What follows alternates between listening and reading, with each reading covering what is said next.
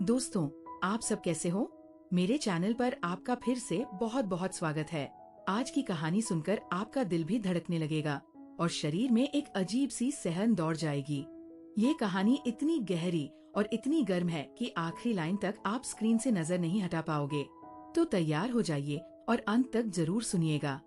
मैंने आज सुबह अलमारी के सबसे पीछे छुपा कर रखी वो नीली शीशी निकाली जिसमें वह खास इत्र था जो मेरे पति कभी कभार लगाते थे। मेरे पति का नाम रोहन था। जब वो ये महक लगाकर मेरे पास आते थे तो मेरी सांसें थम सी जाती थी। उनका हर स्पर्श इतना नरम और गहरा होता था कि पूरी रात मैं उनके ख्वाबों में डूबी रहती थी। लेकिन आज कुछ और ही होने वाला था। मैंने किचन में जाकर अदरक वाली चाय बनाई और उसमें वह खास चीज डाल दी जिससे थोड़ी सी ताकत और ज्यादा गर्मी मिले। रात के 11 बज चुके थे। मैंने कप हाथ में लिया और धीरे धीरे बेडरूम की तरफ बढ़ी। सच तो ये है कि रोहन तो पिछले हफ्ते से कंपनी के काम से दिल्ली गए हुए थे। घर में अब सिर्फ रवि था जो मेरा इंतजार कर रहा था। रवि बड़े बेचैनी से इधर उधर देख रहा था।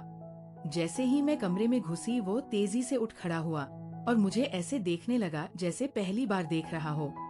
जब वह चुप रहा तो मैंने खुद ही पूछ लिया, ऐसे क्या घूर रहे हो? रवि बोलो ना, आज मैं कैसी लग रही हूँ? रवि ने हकलाते हुए कहा, आज तो मन कर रहा है कि आपको अबू अभी की अभी अपनी सांसों में समेट लूं। मैंने हल्के से हंसकर उसे चाय का कप थमा दिया और बोली, बस ये पी लो फिर देखते हैं। रवि ने कप लिया और एक ही सांस में खत्म कर दिया। चाय उतरते ही कुछ ही पल में उसने मेरी उंगलियां पकड़ ली और धीरे से अपनी तरफ खींच लिया। फिर उसकी आंखें मेरी आंखों में ऐसे ठहर गई जैसे सारी दुनिया रुक सी गई हो। बाप रे दोस्तों, क्या क्या हुआ उसके बाद वो मैं शब्दों में बयान भी नहीं कर सकती। रवि ने मेरे अंदर जो आग जलाई वो आज तक नहीं बुझी। अगर आपको भी पूरी गहराई से जानना है तो पहले इस वीडियो को लाइक कर दो प्लीज। बहुत बहुत प्यार से लाइक करो और चैनल को सब्सक्राइब भी कर लो। तो चलिए अब आपको शुरू से पूरी बात बताती हूँ। मेरा नाम रिया है, उम्र 32 साल, लेकिन लोग कहते हैं कि मैं 22 की लगती हूँ। साड़ी पहनकर निकलती हूँ तो रास्ते पर सबकी नजरें ठहर जाती है। मेरी चमकती त्वचा और वह हल्की सी मुस्कान किसी को भी दीवाना बना देती है। अब बात करते हैं मेरे 27 साल के देवर की जिसका नाम रवि है। उसकी वह मासूम नजरें और अंदर छुपा जोश मेरे दिल में तूफान ला देता है। जब वह मुझे देखता है तो उसकी आंखों में एक ऐसी प्यास दिखती है जैसे वह सालों से किसी मीठे ख्वाब को तरस रहा हो। कभी कभी वो धीरे से कहता है, भाभी आज आप तो किसी जादूगरनी से कम नहीं लग रही। इसी वजह से मेरे पति कभी कभी ऑफिस से जल्दी आकर मुझे पीछे से गले लगा लेते थे। हम दोनों शहर के एक शांत मोहल्ले में रहते हैं।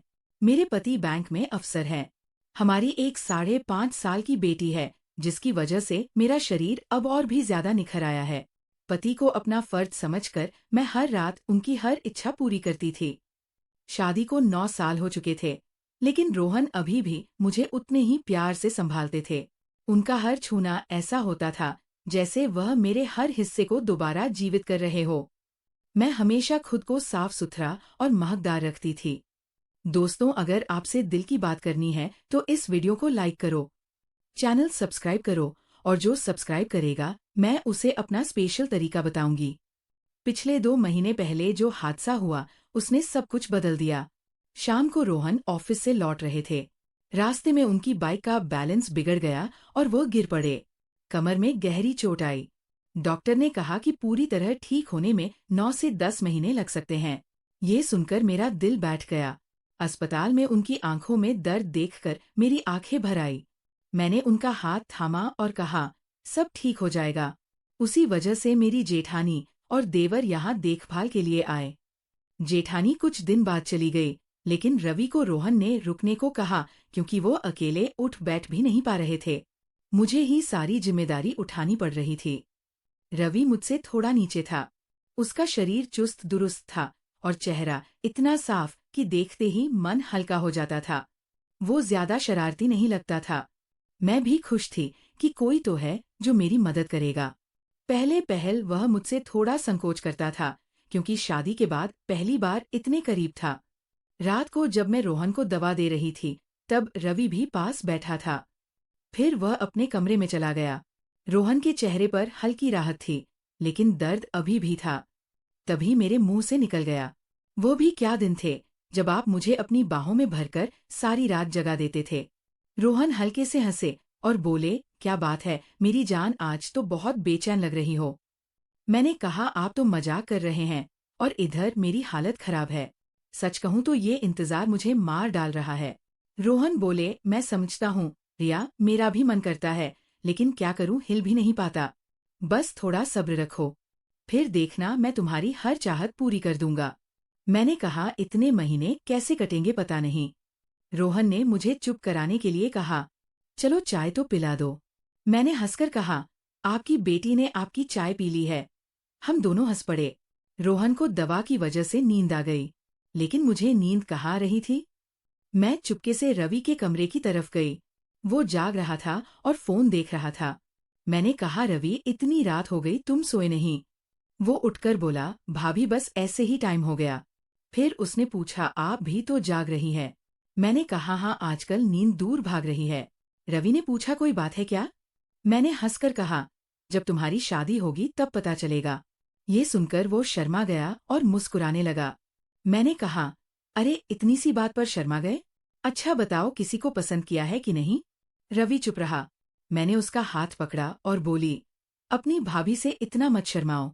वो धीरे से बोला, भाभी सच कहूं तो ऐसी बातें मैंने किसी से नहीं की। मैंने कहा, तो मुझे अपना सबसे करीबी दोस्त समझ लो। रवि ने कहा, हाँ भाभी एक थी, लेकिन बात आगे नहीं बढ़ी। मैंने कहा, अच्छा तुमने उसे छुआ भी नहीं? वो बोला, नहीं भाभी। मैंने कहा, चलो अब मैं तुम्हें सब सिखा दूंगी। हम बातें करते करते देर तक जागे रहे। सुबह जब आँख खुली तो रवि मुझे देख रहा था। उसने गुड मॉर्निंग कहा। मैंने पूछा, क्या देख रहे हो? वो बोला, भाभी आप सच में बहुत खूबसूरत हो। मैं हंस पड़ी। फिर वो बोला, भाभी एक बात पूछूं? मैंने कहा, पूछो। उसने कहा, ये जो आपकी ये खूबसूरती है ना, कभी भारी नहीं लगती क्या? मैं हंस कर लौटपोट हो गई। उसके बाद रवि मुझसे बहुत खुल गया। अब वह मुझसे बेझिझक बात करता था। 20 दिन बीत चुके थे। वो घर के सारे काम कर देता, बाजार जाता, रोहन की मदद करता, मेरी सेवा करता, शाम को सिर दबाता। मेरी बेचैनी बढ़ती जा रही थी।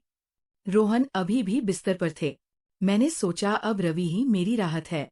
मोहल्ले के कुछ लड़के मुझे देखते थे, लेकिन मैंने उन्हें इग्नोर किया क्योंकि घर की इज्जत थी। रवि तो अपना था।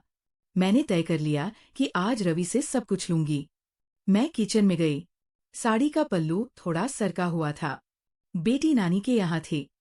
घर में सिर्फ रोहन और रवि थे। रवि नहाकर आया। मुझे देखकर वो ठिठक गया और बोला, सॉरी भाभी, मैं बाहर जाता हूँ। मैंने कहा, अरे अंदर आओ, कोई बात नहीं।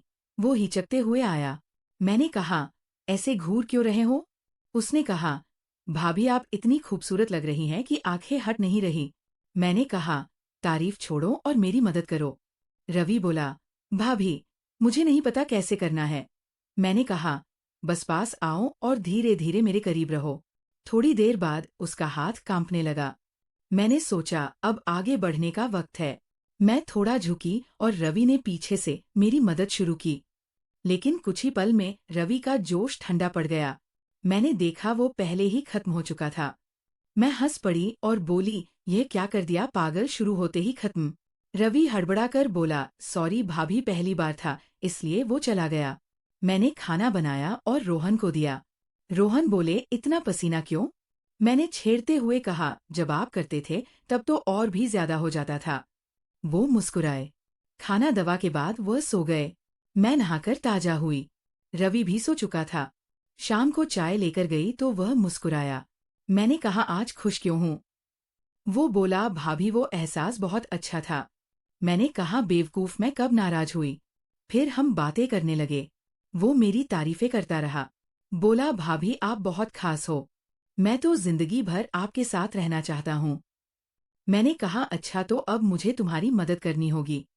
रवि बोला, प्लीज भाभी एक बार मेरी हमसफर बन जाओ। मैंने उसके सिर पर हाथ फेरा और बोली, अरे पगले, इतना क्यों घबराते हो? अब से मैं तुम्हारे साथ ही रहूंगी। बस मेरा ख्याल रखना।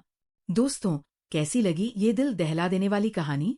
अगर अच्छी लगी तो कमेंट में जरूर बताना और चैनल को सब्सक्राइब कर देना ताकि मैं अगला पार्ट जल्दी ला सकूं। बहुत सारा प्यार और लाइक भेजना। मिलते हैं अगले पार्ट में। तब तक के लिए बाय बाय।